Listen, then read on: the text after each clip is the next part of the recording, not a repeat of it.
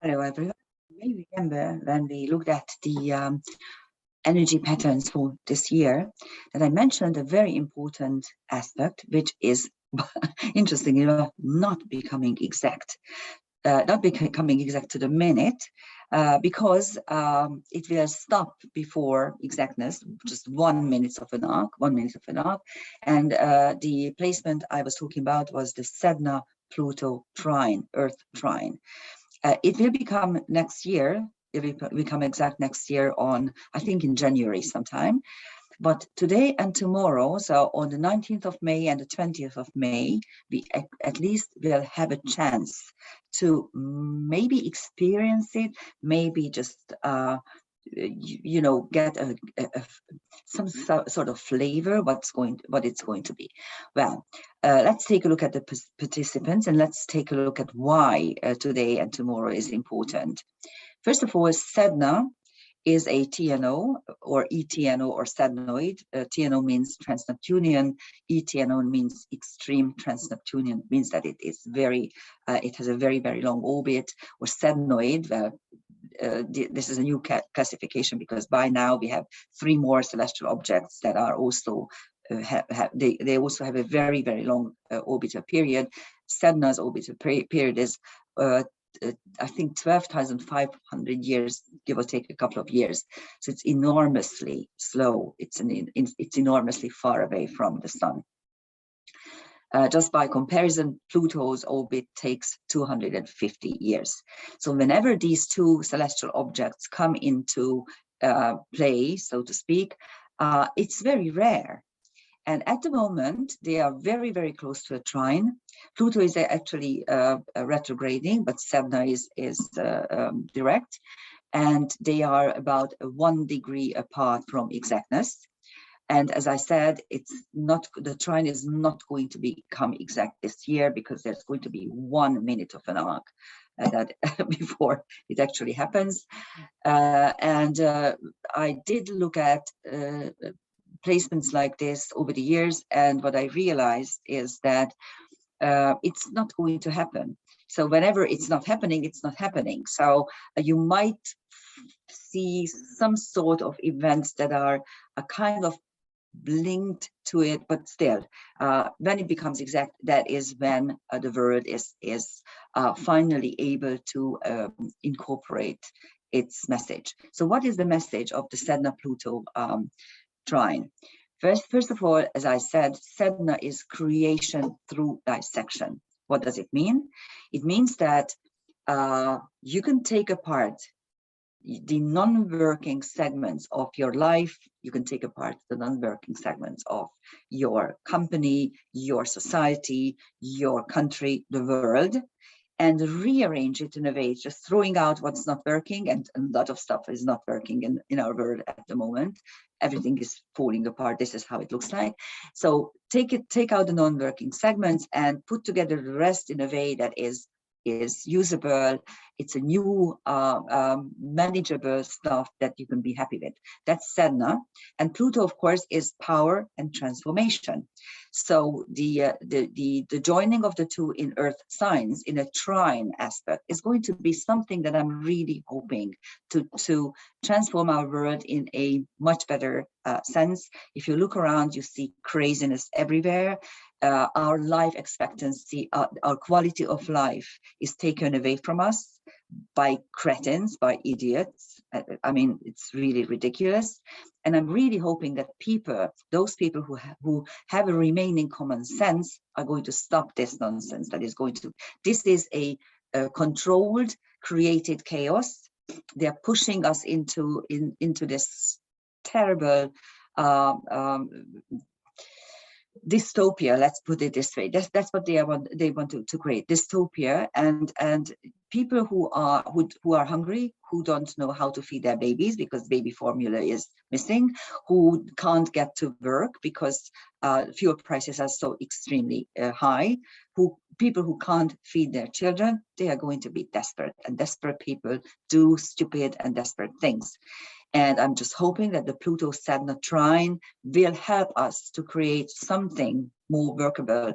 a new way of living, which is more sustainable, but at the same time reliable as well. So this is what I'm hoping for. And today, the sun is joining Sedna in Taurus. I'm going to show you the thing that I prepared. This is really a very quick video, and this is what I wanted to show you. So as you can see, today and tomorrow, the sun is joining, completely merging Sedna. And whenever this happens, whenever the sun is infusing another object with energy and insight, then the whole thing becomes clear. So I'm not saying that this year may be the time when the Pluto Sedna Trine can show its potentials, but today and tomorrow we may get a glimpse, especially on the personal level. So let's hope for it. And this Sedna Sun conjunction, as it trines Pluto, it also makes a harmony triangle with the Mars Neptune conjunction, which is still quite exact. And as you can see, the three celestial objects are forming a harmony triangle. And although it's separating already, the Saturn Sun square is still there. The Vesta Sun and Vesta Sedna square is also still there. As soon as the Sun is entering Gemini in a couple of days, this square is going to fall apart. The Sedna portion is still going to be there. And as you can see, we have a crooked little angel wing up here, and the angel wing is the smallest or the tiniest of the potential configurations. It is made up by a sextile and two semi-sextiles. Here, the two semi-sextiles are not joining. As you can see, Pluto is really semi-sextiling Vesta, not Saturn anymore, because or not yet, because the aspect is too wide. I mean, the orb would be too wide. But Saturn is still semi-sextiling Mars and Neptune. So here you see the gap. So that's this energy. Here's where the energy leaks out, and where's what's Saturn Vesta, oaths and promises.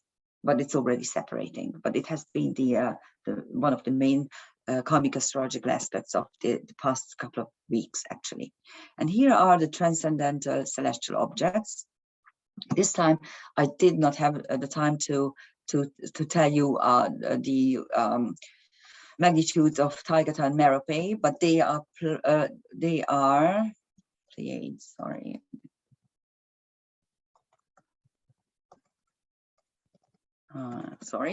Pleiades. I do this video in Hungarian, and I just left the Hungarian word there. So anyhow, the sun is aligned with Taigata and Merope, which are the two first stars of the Pleiades. And in the next 2-3 days, the sun will be crossing over the whole constellation. This is the tiniest of the constellations, the Pleiades. You can find them above Taurus. And the story is about the 7 daughters of Atlas and Pleione, and how they are trying to find their lost sister. And this, in karmic astrology, we consider this constellation the seat of the creator goddess. And the sun is infusing these stars at the moment.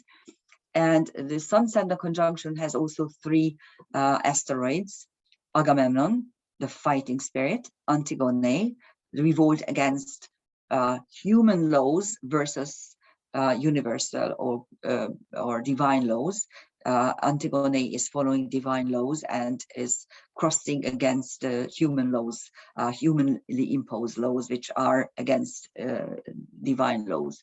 And Veritas, truth. So watch the news, because we might get some interesting pieces of information. So that's the Sun Sedna. And as I said, the sun has the potential to illuminate everything. I actually want to go back and see when we had a last potential with Sedna and Pluto. What were the aspects in the last couple of 1,000 years? But it's a big thing, so it's a big work, and I have no time for anything like this. I'm giving exams, and I'm reading diploma works, and it's just I'm overwhelmed with too much work anyhow. But I promised myself to do this, and I'm promising you now. And then the Mars-Neptune conjunction has philosophia, of course, Sphinx, which is secret. It usually, some sort of hidden secret, Merlin, of course, which is sorcery or magic, and Okiro, the centaur, who is in the myths, Chiron's and Chariclo's daughter, who has very interesting abilities and capacities. But she blurts things out that she's not supposed to. She's a child after all, and the fates are constantly punishing her, and she decides to transform herself into a horse. And this usually denotes abilities that need to be hidden from the public, otherwise they become too dangerous. On Pluto, you find two asteroids, Orpheus and Minerva. Orpheus is the god of the dead. So here we have two infernal entities joining, and Minerva, which is wisdom, and then Amicus, which is still the centaur who is linking the profane with the sacred, because he starts fighting with a candelabra that he steals from a sanctuary. And then Vesta is on Crantor, and Crantor is an interesting centaur. According to the myth, he's a man who is fighting in Theseus's army, and he receives not punishment. Actually, it's taking away your own karma and placing it somewhere else, or taking someone else's karma, and it's being at the wrong time at the wrong place. He dies instead of Theseus because he gets the wound. And so we are at the wrong time at the wrong place. At least we should actually focus what is wrong in our times and what is misplaced in our times. A lot of things are misplaced, I think. Anyhow, the Pluto Sedna trine is a potential to rearrange our world in a way that is really working. Don't forget, this is an Earth trine, and we really need to do that instead of Euro blah blah, instead of fake green things. How is tankers more green than getting oil through a pipe? And the whole world is going mad, and it's madder and madder and crazier every day. And we need some sane voices, and we need some sane, ideology.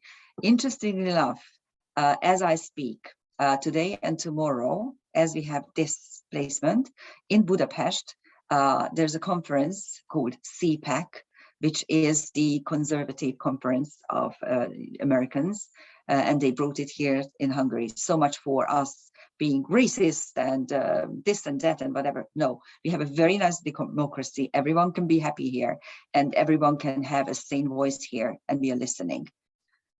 Thank you for listening to me. Bye-bye.